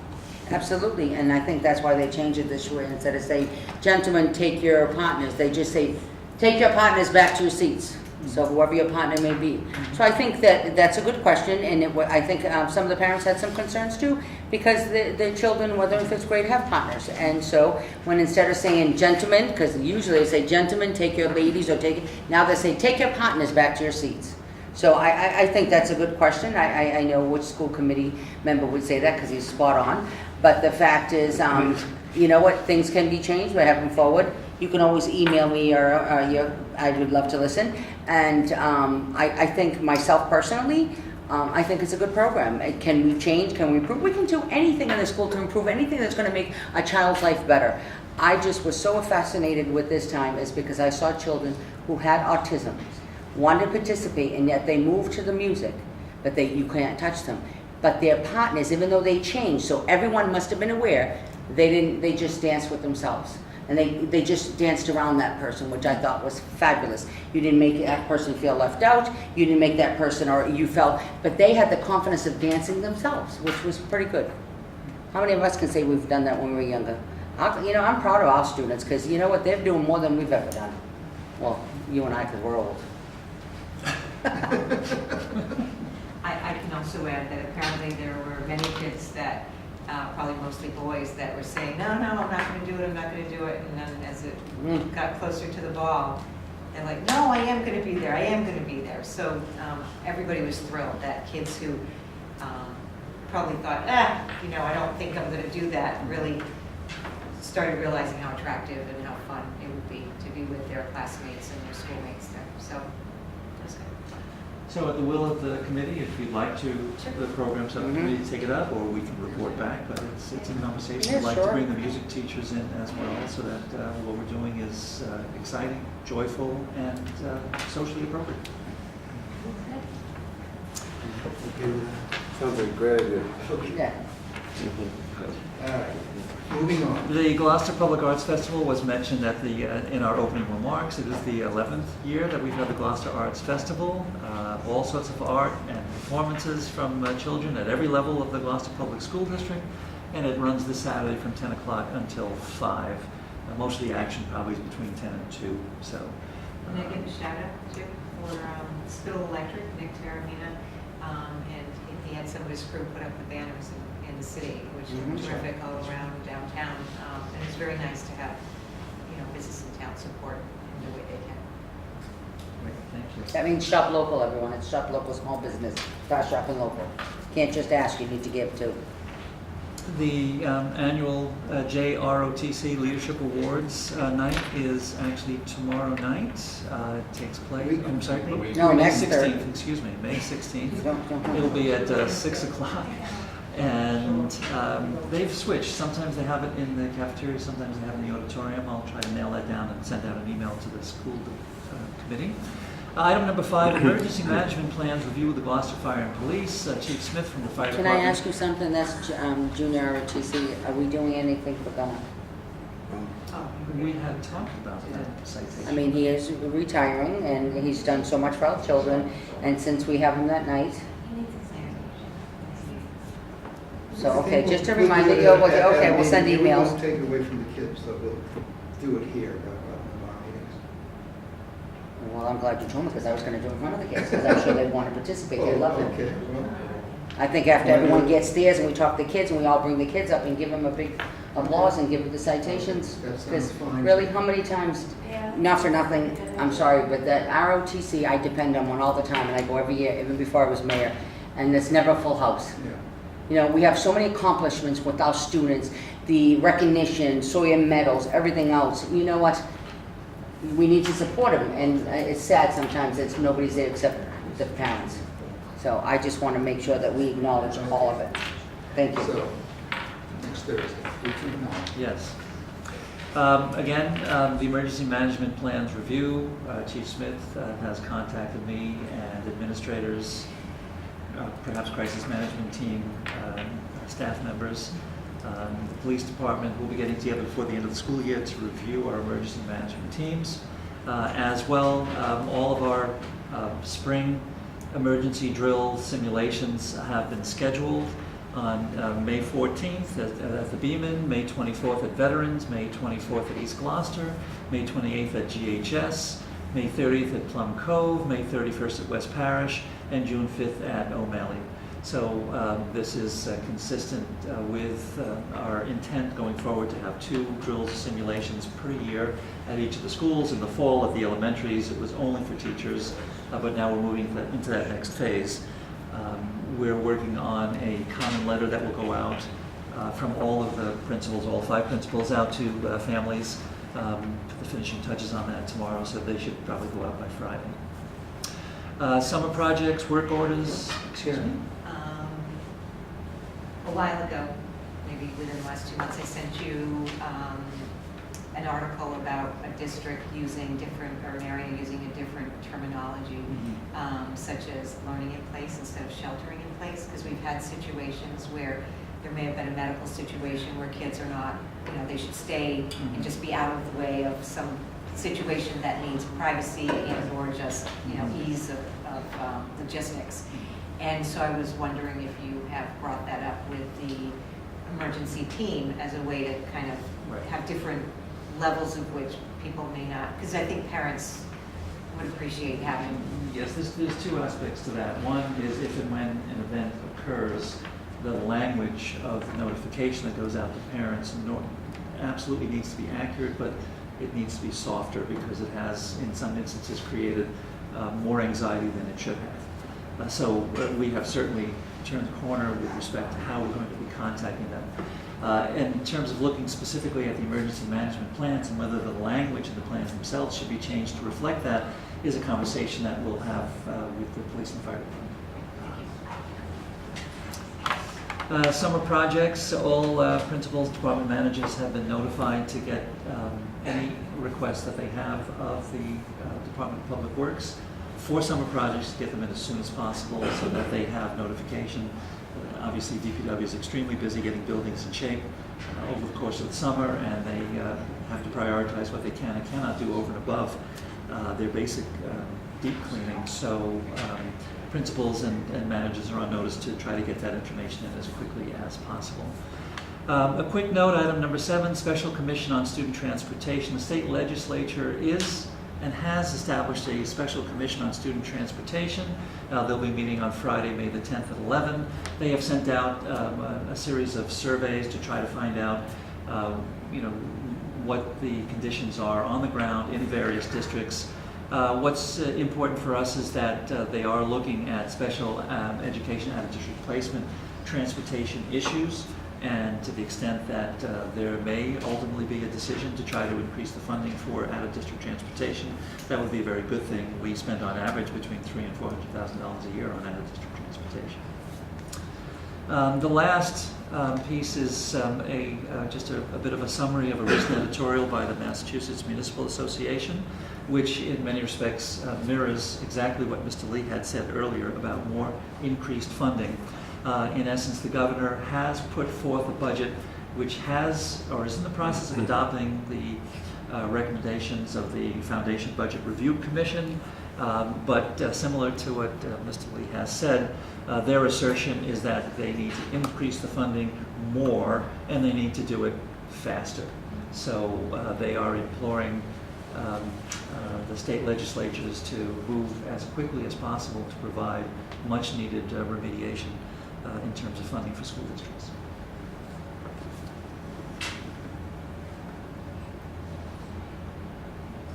Any questions of the superintendent? Do we have a motion to accept the superintendent's report? So moved. Second. All in favor, say aye. Aye. And we will move on to, any committee meetings? No. Action items. Okay, we have 2 grants from the Gloucester Education Foundation. The first one is in the amount of $16,141.33, and it is to go to the psychology of mindfulness. The physiology. Physiology. of mindfulness. Little's, at O'Malley School. And this is a phase 2 of funding that was requested earlier. And for Beaman, we have STEAM Memorial School for the amount of $10,000.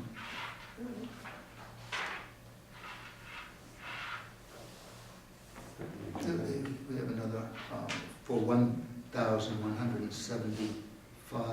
This doesn't really look the same in the backup. Yeah, is that many judges as one listed?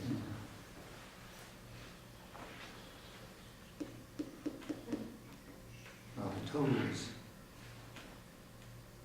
$16,141. It's the 5258 and the 10,833.33. The other two are for future votes.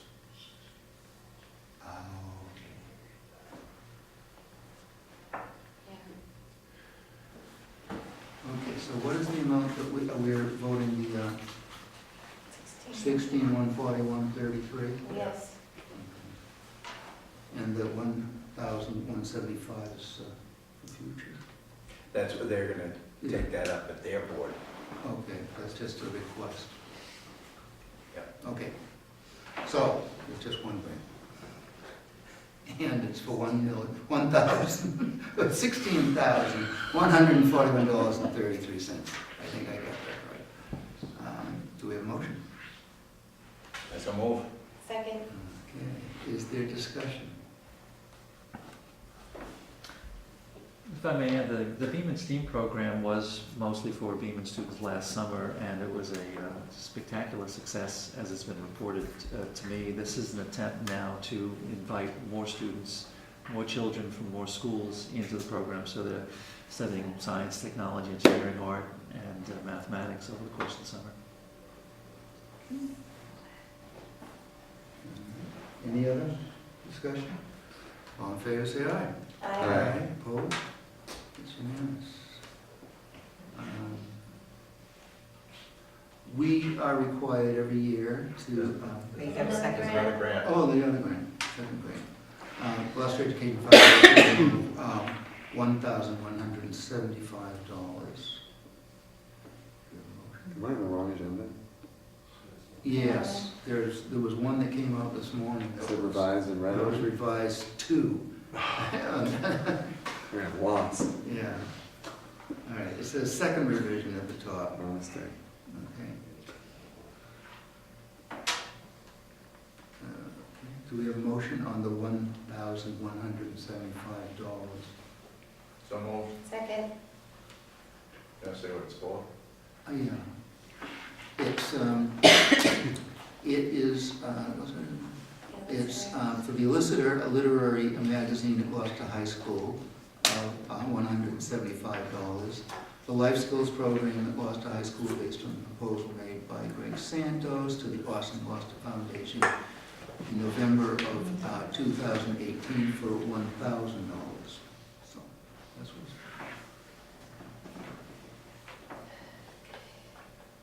Any discussion?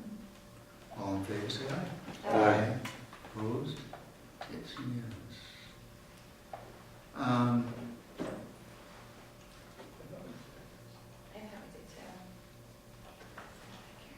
To accept the School choice? school choice. We didn't do this last time? I guess this Or is... two times in a row? I brought it to the school committee's attention.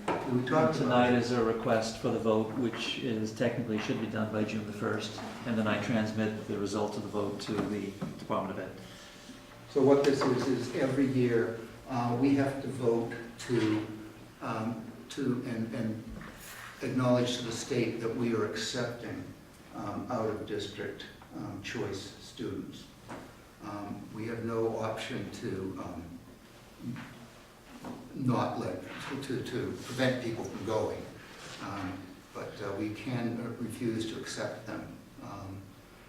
In the past, we've always accepted them. It is automatically renewed if we don't vote in favor, so, Yeah.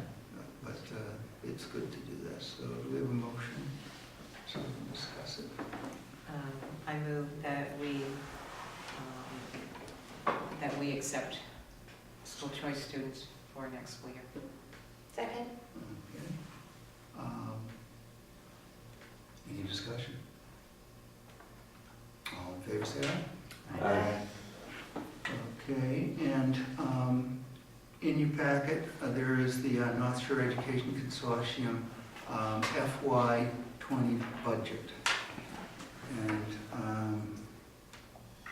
we are, as members of the consortium, they request that we take a vote to approve their budget.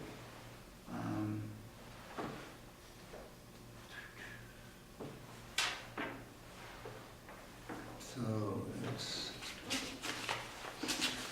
maybe our representative to the consortium could just give us a little update on their budget. I can certainly try. The board of directors is made up of all the member districts, superintendents. There's a finance subcommittee of members of the board. They work in close connection with the administration at the North Shore Education Consortium. The budget was put together, it was approved by that subcommittee, brought to the board of directors, and has been passed as well. And as you said now, the request and the expectations that the school committee will vote on it as well. Most of the summary is on page 5. It's a $25 million budget.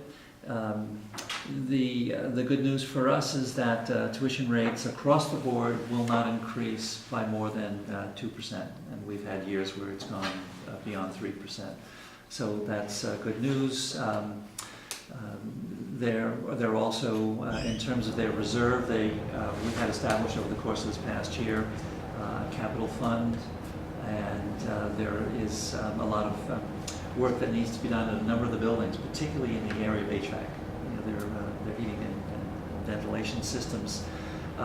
There's a lot of work that needs to be done to the tune of approximately $550,000. So as part of their contingency and carryover, they had that been established. So their budget development includes ensuring that what they owe on properties through the bank, that there's revenues are coming in at least 1 to 3% above what their debts are, the aforementioned 2%, and they also have a management reserve so that they can, in the spirit of collective bargaining, because they do anticipate an increase in salaries. Not much has changed from their perspective between FY19 and FY20. FY19 has a revised budget which is a positive $571,000. Again, that can be transitioned by vote, which it has been, to the capital fund. Tuition rates, that 2% translates into an increase to the FY20 budget compared to FY19 of $387,000. The Recovery High School, which of course is the high school for students with drug and alcohol substance abuse issues, receives a grant from the Department of Ed. They've received a base amount of $495,000. They were anticipating another $160,000, but the state has not yet confirmed as to whether or not those additional monies are going to be provided. Expenses have increased from FY19 by around $767,000, payroll by around $916,000, and included in that is the management reserve account of $627,000. They speak about some open positions this year, which they're trying to fill for next year. That's about $152,000. They speak about payroll taxes and benefits that will be increasing. Medical insurance is going up by around 3.4%. For the consortium, and there's a little bit of talk about real estate taxes and budgets. So again, it's a $25 million budget with a 2% increase. That's really what comes back to us. Any questions? I'm just curious, Dave, if we voted against this, what would happen? That's a very good question. There are 18 or 19 districts. I think even. Not that I intend to, but I'm No, I just saying, understand. I'm just curious what the function of us voting. I don't know if it's by majority or not, that's something I'd have to find out, but certainly if the district came back and there were issues as to why they voted against the budget, that the consortium would have to take a close look at it and see how it could be reconciled. Have we ever voted this before? Yeah. Yes. Oh, yeah. Yep. It's just routine. Did we get a motion on this? Some contrarian. Discussion? So I just want to point out that their enrollment is 505 students according to the documentation, and their budget is 24 million, almost 25 million. So just to have everybody keep in perspective the cost of some of these very serious needs that do go out of district. Their budget is approximately 49,000 per student. So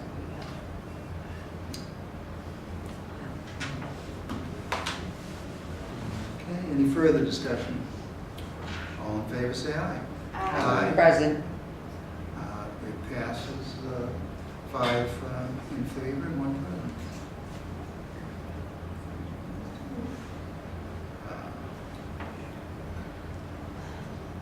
Okay, we'll move on to Massachusetts School Building Authority project update. They are still don't have a documentation of clear title to any of the properties. It is being worked on as we speak, and hopefully we'll have some indication by the end of this week as to when we will have that. The whole project we'll bring this up, the timeline, tomorrow at the building committee meeting, but the whole project has been pushed back substantially. And it's basically pushed back about 3 months so far. But the reality is, because of the way our MSBA meets and how often they meet, it's really more like 4 months, because they don't meet in the summer and we're pushed back into trying to make a deadline, a July meeting, a June meeting deadline. If we don't make that, it's going to be October or September. I get mixed up with when we have to submit it on the meeting. There's a month differential. So that is the primary concern we have right now. Tomorrow they'll be discussing about whether to authorize Dora and Lydia to move forward with some of the surveying and testing work without having clear title to these properties. It would have to be done on one, anyway, for some of them. But we discussed this with John Dunn, and he said, well, it's a valuable thing to have for the city. We know we own all these properties. To have them surveyed is not a bad thing to have surveys of these different properties. So we'll be moving forward with that. They'll be also talking about they've done some site fitting of schools onto the East Gloucester and to the vet site, and they'll be showing those tomorrow. I think that's about it as far as what's going on tomorrow at the building committee. We've had a couple of meetings where the people of Green Street have, the communications committee had a meeting 2 weeks ago, and we had a meeting, we participated in the ward meeting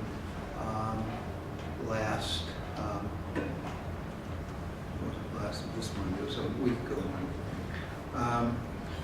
And the Green Street residents have made it very clear that there's a lot of opposition to building on that site. We still need to build a school somewhere. So we just keep working on it. And don't forget, we did get the facility. Oh, the big facility study, yeah. We just receipt of that. 22,000 pages? Yeah, Yeah. yeah. We're trying, we contacted them today, see if we can consolidate or whatever. We're gonna see if we can make copies, so we'll have at least, we'll have a copy here, we'll have hard copies for people to look through, but I mean, it's like, yeah, yeah. Yes. Is it available, is the improvement board Hasn't received? been said that to us yet. The capital advisory board isn't. They can't send it through electronically, It's there's too no big. way, there's no way. We asked them now, to please send at least something. Seems like your summary. Yeah, something, it's in the back, but really, it's like, yeah. We just got that, I mean, that's a lot. They get paid by the word. I guess they did. Yeah. I mean, if Well- they're able to remove images and charts, I bet the text would be, not competition from here, but I bet there's a way to get shit electronically in text only. I talked to James yesterday, he said it will be available electronically eventually. Anyways, the interesting thing that we would be, the piece of that information that we'd be interested in looking at would be looking at the condition of East Gloucester School. Because a lot of people talk about why can't you just fix it up? Patch it up. And they've, I assume they've put a dollar value on what it would cost to do that. So that's why I would like to see it.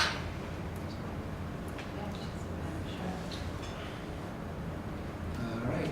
Anything else on MSBA? I'd just like to, are we moving to the preschool? Oh, we can move to preschool. I'd like to move to the preschool. As the school committee knows, Doran Whittier has been investigating options for a preschool location, which could be here, could be at the high school, could be at the middle school. They've met with the preschool to discuss space summary needs, and Patty, you were part of that conversation as well. What rooms, what specials, everything that is needed for a up-to-date contemporary preschool. I have an email here from Bethany Beck from Doran Whittier, who is more or less helping to spearhead this review. And she, in essence, is thanking Principal Lynn Beatty at the middle school for allowing her and others to walk through the middle school just a couple of days ago.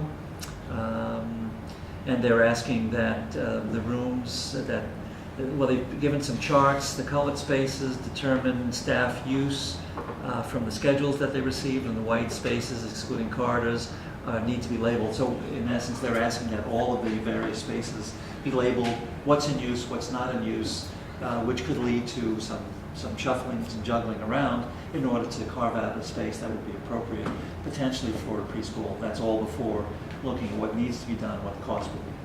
But it's in process, is what I'm saying.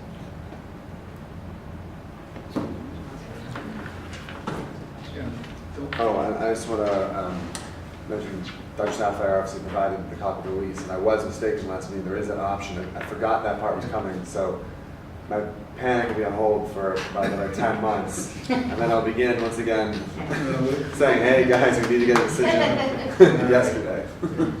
The other thing that I just want to, we have had 2 requests to name different facilities after people, and in the past we had said that we would have a naming committee that is made up of the chairs of each of the subcommittees, and I'll be, we'll be having that meeting soon, hopefully so we can resolve these 2 things by the end of the year. Anything else before we go into executive session? Okay, we're going to be going into executive session for the purpose of discussing the releasing of executive session minutes, and also a collective bargaining correction that we need to make about dates on contracts. We will come back into session only to adjourn. So we need to have a motion to go into executive session. So moved. Second? And we need to have a roll call vote. Yes. Yes. Mr. Pilaza? Yes. Mr. Pope? Yes. Ms. Clancy? Yes. Sweet, Yes. and Mr. Gross. Yes. Okay, so we will take a 5-minute recess Did you grab that? and then You got that? return into executive session. Joel has volunteered to record on his phone our executive session and pass that on to Maria for the purpose of compiling minutes. Okay. Okay? So,